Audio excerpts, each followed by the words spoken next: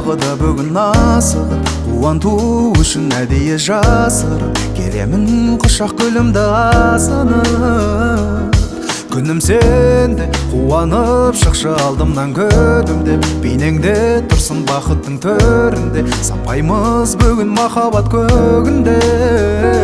Қара түнде ай болып төккен жарығым, кеудемнен ескен балыным, өзіңді қатты сағындым. Кел әндерімнің ішіндегі сен кейіпкері, сені сүйіп талғамым биіктеді, жансың маған ақ періште кейіптегі.